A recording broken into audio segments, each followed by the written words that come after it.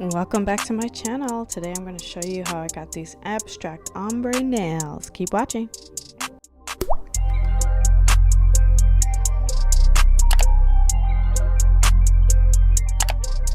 So I took off my old set, which I did a tutorial on water drop nails, and my god, they were looking crusty, just toe up, like all the way.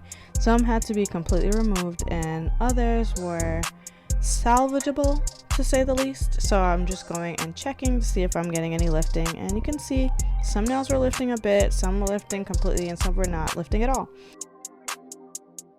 The ones that were lifting had to go because they'll just invite water, bacteria, all kinds of things that we don't want underneath the nail.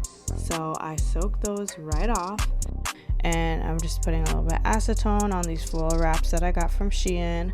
I think it was like maybe 4 nails in total that needed to be completely soaked off. So, you know, not bad. Average is not bad. So on the rest of the nails that just need kind of a fill, I'm going in and prepping where the natural nail meets the extension. So I'm going with hydrator and then with some, what do you call this? Oh yeah, primer. Going in with primer on top of that, just like I would if I was doing the nail from scratch, but just on the part that is my natural nail, essentially. So I'm putting that primer on real good because baby, we don't want lifting. So for the tips that didn't have any lifting, we're going to do a fill. We're going to be filling in that new growth with the builder gel, and what we really want to pay attention to is making sure that it flows seamlessly with the old extension. This is a really good way to do a new set without having to completely start over with new tips. So I'm slowly going over this and painting it on a little thicker than you would like a top coat, and I'm really paying attention to rebalancing the nail because now that it's been filed down, the shape is kind of wonky. So I'm curing that, and then I'm doing the same thing on the other nails. So dehydrating, doing all the prep steps, then going in with the primer again, just on the natural nail part. We don't have to do it on the whole thing. And then going in with the builder gel. Now some of these nails needed more reconstruction than others, so I had to take my time and make sure that the shape was right. And now I see why like my local nail salon does not do gel X fills, because it's very time consuming when you could just replace it with a whole nail. I will say though, when it is a little grown out and you do this step, it can look more natural, and when it keeps growing out, it looks more flawless because it's going from natural nail to extension rather than all extension, if that makes sense. But you'll see what I'm talking about. But my god, it's time consuming, and I'm not a professional, so I really had to like take my time. So you see me going in with the striper brush to really get those corners and edges, because there was like a really large hole that needed to be filled with gel, and honey, that took time. So I went and cured that. You know, you want to do that for 30-60 seconds, you know, whatever. Going back in, this one also had a weird side gap that needed filling because it was lifting just in that one area. So when I cut away the nail, there was a whole crater that needs to be filled with more gel. So here we go again.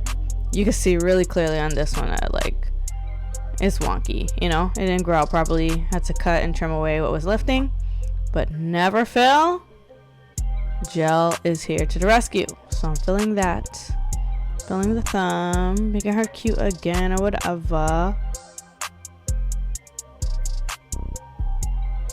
Yeah, just taking my time and cleaning up with acetone per usual, because honey, you can be messy but don't keep it messy, you know what I mean? Like, do what you need to do, but clean it up at the end of the day. Now there's been about, you know, 30 minutes or so, and that gel has been able to soak off, and we're just scraping it away with a cuticle pusher. So yeah, I think it was like 4 in total that I had to replace. So what is that, 40%? That's not bad, you know. I'm getting better at this. I only started this about a year ago, and it's called elevation, it's called growth. Imagine a year from now, I'll be better than your fave. All right, don't play with me. So using that same cuticle pusher to get the rest of the old gel off of my nail plate, It does take some work, and I should probably be way more gentle than this, but you know, it is what it is. Then I'm using a buffing block to file down all of my nails so we get a really nice smooth surface, being super gentle on my natural nail and a little more thorough on the nail extensions. So to prep the nail tips to be applied to the nail, we're going to want to file down the center there, and I'm doing this for all 4 nails that I'll be replacing because we want some grip. You know, we won't want them to start lifting again and then have to replace it a week from now. You know, we're trying to get retention, so we're doing all the steps. Now, alcohol prep pad I'm going to use to clean the nail plate so that we can go on ahead and slap these bad boys on so I can have baddie status again. 60% baddie is not going to cut it. We need 100%. So I'm going to file down the top of that nail tip so that it's a smooth transition to the cuticle. It's just easier to do it before you put it on, and just like the other ones, I'm going to dehydrate and then prime, but this time we're doing the entire nail plate because, you know, we need adhesion is the name of the game. So going around, being careful not to get the products on my skin, just on the nail. They are meant for the nail, not for the skin. Honey, we don't need contact dermatitis. It's not cute. So then we're doing a thin layer of that nail glue gel thing, and that I'm gonna end up curing maybe for 10 seconds, like definitely a flash cure. I used to cure it for like 30 seconds, but then I found it wasn't doing its job. Like it wasn't making the nail stick to my nail plate. So I'm just doing a flash cure this time in the little baby lamp that came with the set I got from Amazon. And then we're going to add more of the gel glue to the extension, and I'm going to be sure to get that glue all over the place, okay? Because adhesion. All right, today's word, adhesion. Then I'm going to slowly attach this to my nail, flash cure for about 10 seconds, and then cure under the big lamp for 60 seconds. And these went on pretty good. I think I kind of figured out what was going on in the last one because, you know, I'm talking to you about a week after I filmed this, and honey, there's no lifting whatsoever. So repeating the same step on the other nail, and we're just gonna go ahead flash cure that bad boy before we apply the nail extension. Look at that glue. So we're putting this on 45-degree angle, press down slowly, flash curington, and full cure. 60 seconds, don't play around. Now I'm using this drill bit to file around the cuticle so it could be super flush. And as you can see, that filing step we did before, there wasn't really much left to file. And now it's time to paint. Yeah. So I saw this design on Instagram, and I thought it was really cute, and I was like, I kind of have those colors, or at least I could fake it till I make it, you know? So I went into my bag o' tricks and got to painting. So my baby girl OPI put it in neutral. I went in there, I was going to use this as a base coat, but then I realized like it wasn't as pink as I wanted it to be. I wanted it to be more pink for show. So I was like, you know what, let's just work with it, right? So I put this on, and then I was like, yeah, let me use the pinker base coat that I have. So I used this one from another Amazon set that I got, and I was like, yeah, this one's more like it. This one's giving like the picture was. And so I used this on how many nails? I used it on 3 nails, and then I used the put it in neutral on 2 nails. So I have like a pinky type ombre going on, and then more of a orangey type ombre going on, which was a diversion from the original inspo, but it's called Creative Process and Creative Liberties. So those were taken. You can see I'm just doing a 1 coat layer, and the Amazon gel, honey, oh god, it's so watery and kind of hard to work with, but the OPI gel was a one and done. Like the viscosity of this particular formula is right. And now I understand why them Amazon gels be cheap, because it takes more work to work with them. And again, I'm not a professional, so you know, I'm just doing my best here. So one more of the little pinky guy. Pink on the pinky. Oh, let's see what I did there. Yeah.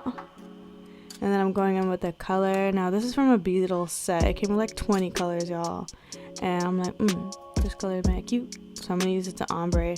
And I don't really know what I'm doing. I've never ombreed before, but I figured you start with a lot of paint and then you use less. And that's exactly what I did. And I just kept moving the brush around until like it started to give ombre. And it was kind of more subtle than I expected, but I really probably should use 3 colors to make it a little more dramatic, but it was working. You know, it did what it needs to do, and I wasn't going to leave it like this. I was definitely going to do the white paint over it, so I figured this got me to where I needed to be.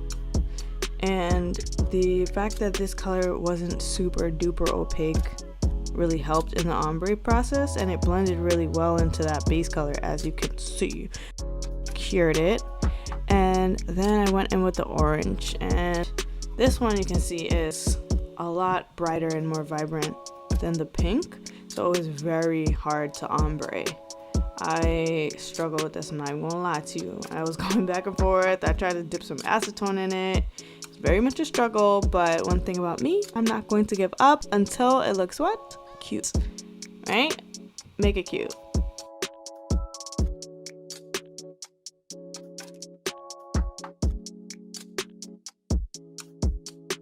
I was trying to add a little bit more, put it in neutral to kind of sheer it out, and a little bit of the pinky to sheer it out too, and honey, it was not working. Like that really harsh line of demarcation, so I put some acetone in it and hope for the best.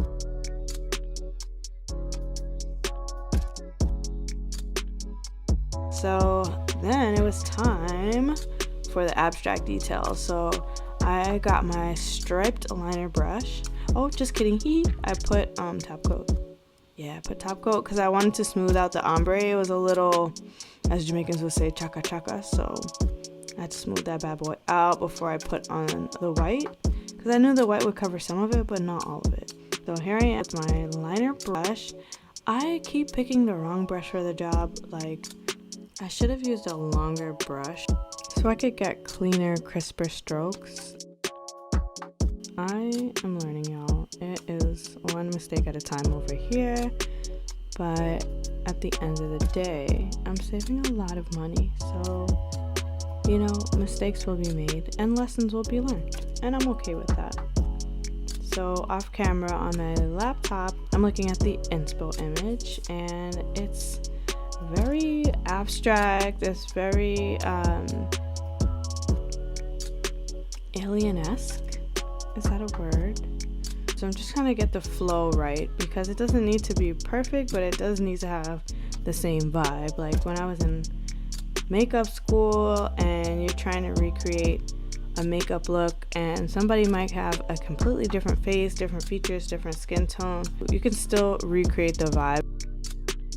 You need to use your artistry to translate the vibe more than literally matching, you know, what the inspo is. So that's all I'm doing here. I'm just taking a little time and trying to map out where the negative space is. That was kind of the hardest part. But then I kind of got the hang of it. The more I did it, the more I got a feel for the flow of the design, and then I was kind of able to freestyle it on my own. I also, too, not gonna lie, I was also using the white paint to kind of hide some of the harshness from the ombre, especially for the orange. So that's why you see me doing it a little bit lower, because that blend was not as seamless as some of the others.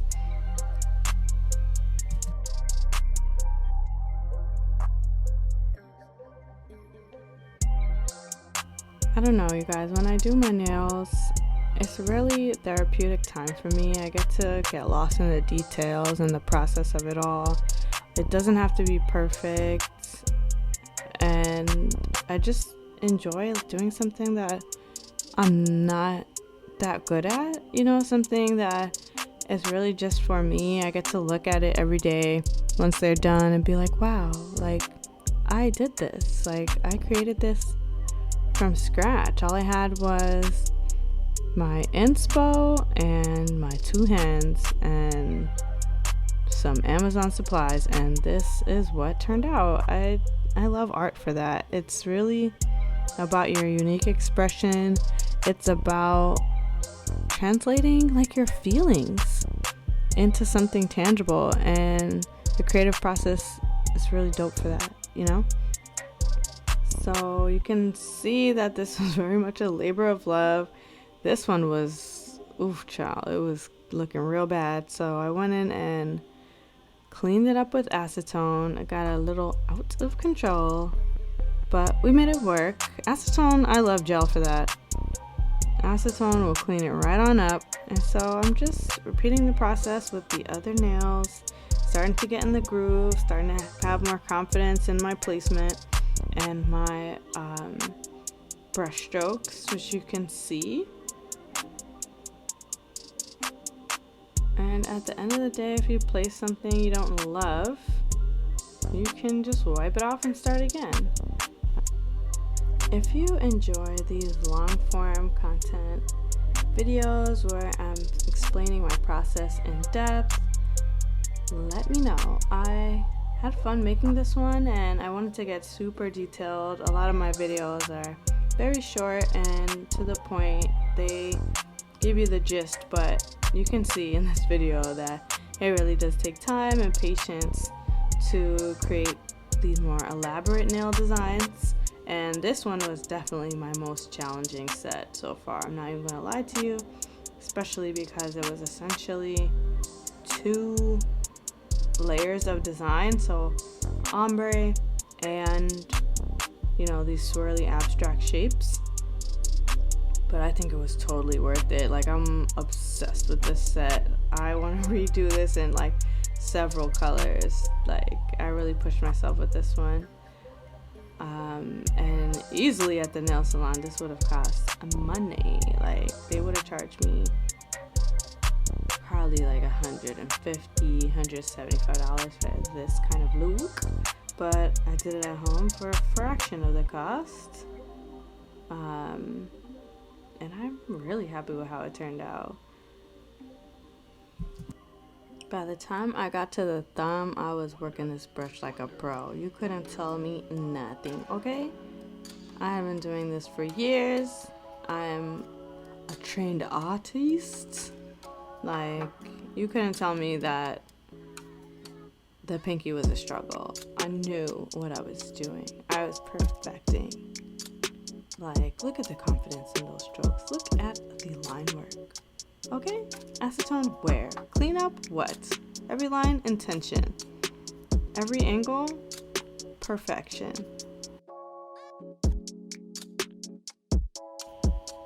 The funny part about doing your own nails is that you do one hand and you're like, whew, that was so much work. And then guess what? You have a whole other hand to do. And that hand is done by a stranger hand. Like, a less capable hand. Is wild. But you see, I got it done. Now we're onto the top coat. We can cure these bad boys. We can rejuvenate our cuticles because they have been put through the fire and back, but we are back to 100% baddie. There's not many things on this earth that feel better than having a brand new set of nails. The clickety-clack of a new set will forever be unmatched. You can't talk to me with a fresh set. I won't be listening. I've said it before, I'll say it again. Let's moisturize. And let's hit the town. Alright, we earned it. We deserve. If you gained any amount of clarity, insight, or entertainment from this video, please like, comment, share, and subscribe. I'll see you guys in the next one. I hope you enjoyed.